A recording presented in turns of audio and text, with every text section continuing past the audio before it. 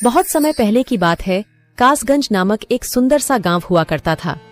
उस गांव में एक लकड़हारा रहता था जिसका नाम रामू था। रामू बहुत ही ईमानदार और मेहनती था। वह हमेशा अपने काम से खुश रहता था। उसके पास ज्यादा पैसे नहीं थे, लेकिन वह अपनी जिंदगी से संतुष्ट था। रामू के परिवार में उसकी पत्नी और उसके 2 बच्चे थे। रामू सेठ लालचंद के यहाँ लकड़ी काटने का काम करता था और लकड़ी काटने के बदले में सेठ लालचंद रामू को पैसे देता था, जिससे रामू और उसके परिवार का जीवन व्यापन होता था। सुमन, मैं काम पर जा रहा हूँ। आज बहुत देर हो गया है, तो तुम बच्चों को स्कूल छोड़ आना। जी, स्कूल तो मैं छोड़ आऊंगी, लेकिन मोनू और चिंकी पिछले 2 दिन से कह रहे हैं कि उनके स्कूल की टीचर स्कूल की फीस मंगा रही है। हाँ, तो जाकर दे आओ ना स्कूल की फीस। अजी कहाँ से दूं? आप जो पगार लाते हैं उसमें मुश्किल से तो घर चल पाता है। अब उतनी सी तनख्वाह में मैं बच्चों की फीस का इंतजाम कैसे करूं? अजी मैं एक बात आपको साफ साफ कह देती हूँ, आप सेठ लालचंद जी से पगार बढ़ाने की बात कहिए। दिन पर दिन खर्च बढ़ता जा रहा है। बाजार में अगर सब्जी लेने निकलो तो सब्जियों के दाम आसमान छू रहे हैं, और बच्चों की पढ़ाई का खर्चा, घर का खर्चा अब इतनी कम तनख्वाह में कैसे गुजारा होगा? ठीक है, मैं आज ही सेठ जी से थोड़ा पगार बढ़ाने की बात करता हूँ। इतना कहकर रामू काम पर चला जाता है।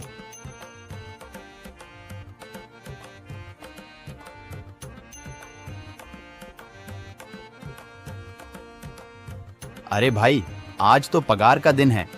देखो, अब यह सेठ लालचंद कोई ना कोई लोचा जरूर करेगा।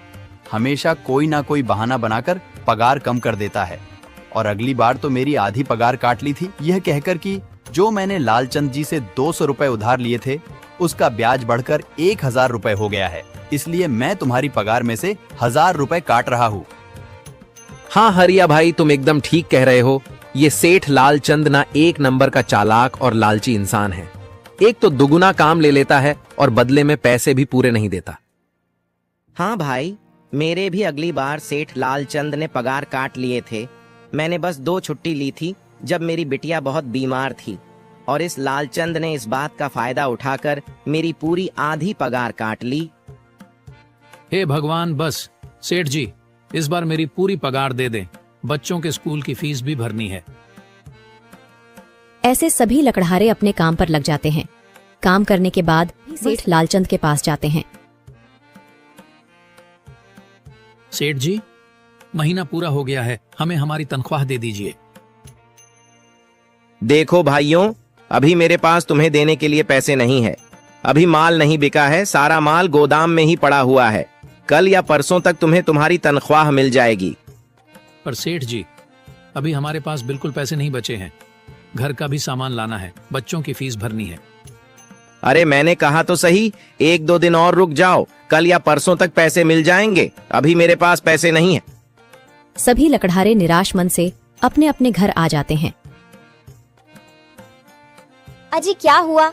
इस बार कितना पगार मिला है? सुमन, अभी कोई पगार नहीं मिला। सेठ जी ने कहा है कि 1-2 दिन में पगार मिल जाएगा। पगार नहीं मिला? आपको तो पता है ना, बच्चों की फीस भरनी है। इनकी स्कूल टीचर ने आज साफ साफ चेतावनी दे दी है कि अगर कल फीस नहीं लाई तो बच्चों को घर पर ही बिठा लेना। अब बताओ मैं क्या करूं? मैं क्या करूं सुमन, ये सेठ जी समय पर कभी पैसे देते ही नहीं है। अब तो बस हम इंतजार के सिवा और कुछ नहीं कर सकते। 1-2 दिन की बात है, देख लेते हैं। ऐसे ही 2 दिन गुजर जाते हैं। 2 दिन बाद सेठ लालचंद सबको पगार देता है। अरे हरिया, ये ले अपनी इस महीने की पगार। सेठ जी, यह तो बस 2000 है। मैंने तो इस महीने 3000 तक का काम किया है। हाँ, काम तो किया है, लेकिन तूने 1-1 घंटे आराम भी तो किया है। ये पैसे उसी आराम के कांटे हैं। पर सेठ जी, आपने तो कहा था 8 घंटे काम के महीने में 3000 मिलेंगे, और मैंने तो 8 घंटे काम किया और 1 घंटे आराम। देख हरिया, मुझे ज्यादा हिसाब किताब ना समझा। ये 2000 रख, अगर चाहिए तो, और अगर नहीं चाहिए तो कहीं और काम ढूंढ ले। बेचारे हरिया के पास उन पैसे को लेने की सिवाय और कोई रास्ता नहीं था। हरिया चुपचाप वह पैसे रख लेता है। रामू, ये लो तुम्हारे 2500 रुपए। पर सेठ जी, 2500 क्यों? मेरे तो पूरे 3000 बनते हैं ना। मैंने तो कोई छुट्टी भी नहीं की और ना ही कोई आराम। मैंने तो अपना सारा काम समय पर किया है। हाँ, समय पर तो किया है, पर इस समय बाजार में लकड़ियों का दाम काफी सस्ता हो गया है। इस वजह से अभी तुम्हें भी पगार कम ही मिलेगी जब तक लकड़ियों का दाम नहीं बढ़ता। पर सेठ जी, बात तो 3,000 की हुई थी ना, अब 2,500 में मैं कैसे घर चलाऊंगा?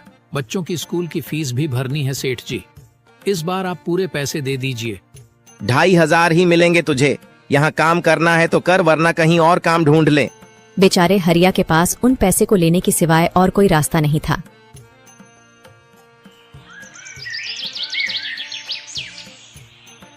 अरे भाई, यह सेठ लालचंद एक नंबर का बेईमान इंसान है। सारे पैसे अपने जेब में भर लेता है और बहाने बनाता है कि लकड़ियों के दाम सस्ते हो गए हैं। देख लेना, हम गरीबों की किसी न किसी दिन इसे जरूर हाय लगेगी। नहीं हरिया, ऐसे नहीं कहते। वह हमारे अन्नदाता है। आखिर उन्हीं के वजह से तो हमारा घर चल रहा है। अरे काहे का अन्नदाता? काम के पूरे पैसे तो देता नहीं है। पूरे महीने मेहनत करके भी क्या मिलते हैं? बस ये 2,000 रुपए। इसमें घर खर्च कैसे चलाएं? ऐसे तो हम कभी तरक्की नहीं कर पाएंगे। और हम कर भी क्या सकते हैं हरिया? हमें लकड़ी काटने के सिवा और कोई काम कहाँ आता है? और कोई काम खोलना भी चाहे तो उसके लिए हमारे पास इतने पैसे कहाँ हैं? अब जो भी हो, हमारा तो बस ये सेठ लालचंद ही सहारा है ना। कुछ देर बातें करने के बाद अपने घर की ओर निकल पड़ते हैं। जी आ गए आप। कितनी पगार मिला है? सुमन, इस बार सेठ जी ने बस 2,500 रुपए ही दिए हैं। बस 2,000? इतने में कैसे घर चलाएंगे? बच्चों की फीस में ही 1,000 रुपए निकल जाएंगे। फिर 1,500 में क्या क्या करेंगे? अब मैं क्या कहूँ सुमन, अब तुम्हें इसी में ही गुजारा करना होगा। तुम सबसे पहले बच्चों की फीस भर देना, इसके बाद बाकी का मैं देखता हूँ। अजी आप क्या देख लोगे? सेठ जी से पूरे पैसे तो मांगे नहीं गए आपसे? नहीं सुमन, मैंने सेठ जी से पैसों के लिए कहा था, पर सेठ जी ने साफ इनकार कर दिया और कहा, यह लेना है तो लो, वरना कहीं और काम ढूंढ सकते हो। मैं सोच रहा हूं कि लकड़ी काटने के बाद मैं कहीं और भी काम ढूंढ लूं। सेठ जी के यहां से काम करने के बाद मैं दूसरी जगह पर काम किया करूंगा, इससे कुछ ज्यादा आमदनी हो जाएगी। आज ही मैं सेठ जी के यहां पर काम करने के बाद और भी जगह काम ढूंढने जाऊंगा। इतना कहकर रामू काम पर निकल जाता है और जैसा कि रामू ने कहा था, वह लालचंद के यहाँ काम करने के बाद काम की तलाश में निकल जाता है। रामू पूरे गांव में काम ढूंढता है, दुकानों दुकानों पर जाकर लोगों से काम मांगता है, मगर हर जगह रामू को केवल निराशा ही हाथ लगती है। अंत में थक हार कर रामू वापस जाने लगता है। तभी वह देखता है कि अचानक बहुत सारे भैंसों का झुंड उसकी तरफ दौड़े आ रहा है। यह देखकर रामू बहुत डर जाता है।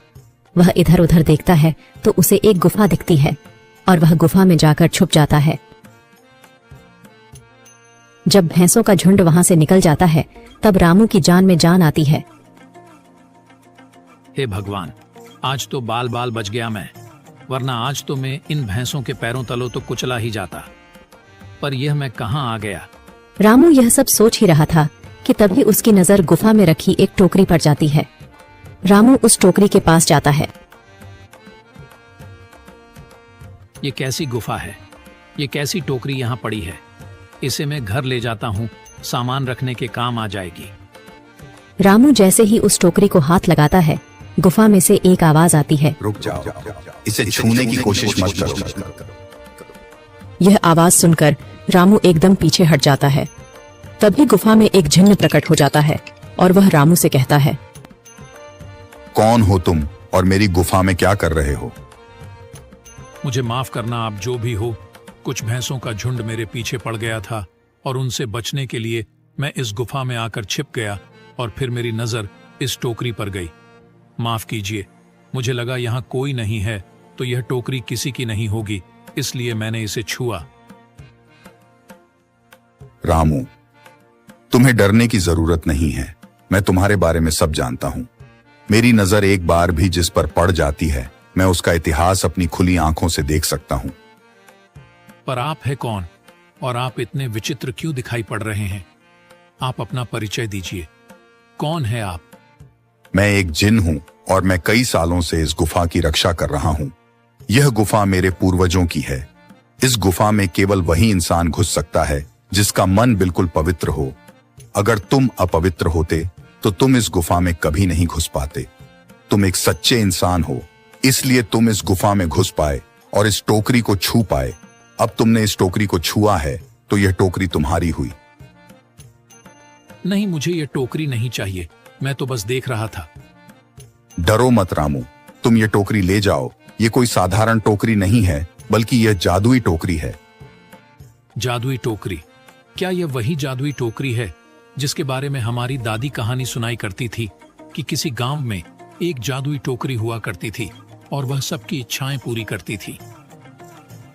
हाँ रामू, ये वही जादुई टोकरी है। अब तुम इस टोकरी के मालिक हो। तुम इसके इस्तेमाल से अपनी स्थिति सुधार सकते हो, पर याद रखना, तुम जो भी वस्तु इस टोकरी में एक बार डालोगे वह चीज ही तुम्हें बार बार इस टोकरी में डालनी होगी। इसके अलावा तुम और दूसरी कोई चीज इस टोकरी में नहीं डाल सकते। अगर तुमने ऐसा किया तो इसका परिणाम तुम्हें ही भुगतना होगा।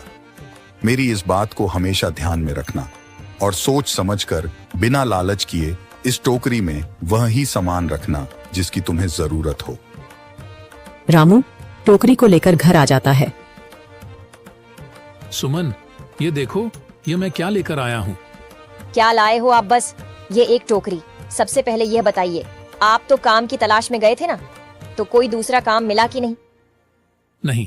अरे सुमन, मेरी पूरी बात तो सुनो। ये कोई ऐसी वैसी टोकरी नहीं है, बल्कि यह एक जादुई टोकरी है। रामू सुमन को वह सारी घटना के बारे में बताता है जो उसके साथ हुई। अच्छा, तो आपका कहने का मतलब है कि इस टोकरी में हमें कोई ऐसी चीज डालनी होगी जिसकी हमें सबसे ज्यादा जरूरत हो। हाँ सुमन, हमें सोच समझकर ही इसमें कोई चीज डालनी होगी। रामू थोड़ी देर सोचता है, फिर उसका ध्यान उन लकड़ियों पर जाता है जो एक बार उसने सुमन को रखने को दी थी। सुमन, तुम्हें याद है, एक बार मैं जंगलों में लकड़ियां काटने गया था तो मुझे एक चंदन की लकड़ी मिली थी और वह मैंने तुम्हें लाकर दे दी थी। हाँ, दी तो थी। तो तुम उस लकड़ी को ले आओ।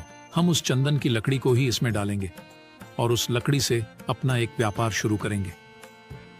सुमन चंदन की लकड़ी को ले आती है और उसे टोकरी में डाल देती है। वह जैसे ही चंदन की लकड़ी उस टोकरी में डालते हैं, उसमें कई सारी लकड़ियां आ जाती हैं।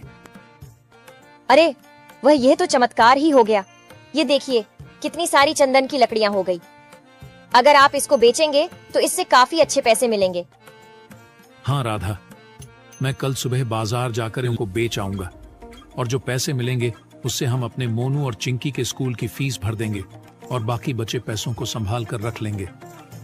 अगले दिन रामू लालचंद सेठ के यहाँ काम पर न जाकर चंदन की लकड़ियों को बेचने के लिए बाजार की ओर निकल पड़ता है। वहाँ पर रामू चंदन की लकड़ियों को बहुत ही कम दामों में बेचा, जिसकी वजह से आम लोगों के साथ साथ बड़े व्यापारियों ने भी रामू से चंदन की लकड़ियां खरीदी। लकड़ियों को बेचकर रामू को काफी अच्छे पैसे मिले। पैसों को लेकर चंदन घर आ जाता है। ये देखो सुमन, उन लकड़ियों को बेचकर मुझे कितने सारे पैसे मिले हैं। ये लो कुछ पैसे, इससे तुम कल मोनू और चिंकी के स्कूल के फीस भर देना। अच्छा, तो मैं काम पर जाता हूँ। अजी, आपके पास तो अब यह जादुई टोकरी है, तो अब आपको उस सेठ लालचंद के यहाँ काम करने की क्या जरूरत है? हाँ सुमन, मैं सेठ लालचंद जी के यहाँ काम पर नहीं जा रहा, बल्कि मैं तो वहाँ पर जो काम कर रहे बाकी के लकड़हारे हैं उन्हें ये खुशी की खबर देने जा रहा हूँ, क्योंकि सेठ लालचंद जी से मेरे साथ साथ वह लकड़हारे भी बहुत परेशान थे। इसलिए अगर मेरा भला हो रहा है तो क्यों ना मैं उन सभी का भला करूं। वह सभी बहुत ईमानदार लकड़हारे हैं, वह सभी बहुत मेहनत से काम करते हैं, मगर लालचंद ने कभी भी उनको उनकी मेहनत के सही पैसे नहीं दिए। इसलिए मैंने सोचा है क्यों ना मैं उनको अपने इस काम में शामिल कर लूं। हाँ जी, बात तो आपकी बिल्कुल सही है। अगर आप सभी लोग एक साथ मिलकर काम करेंगे तो हम सब बहुत जल्द ही तरक्की हासिल कर लेंगे।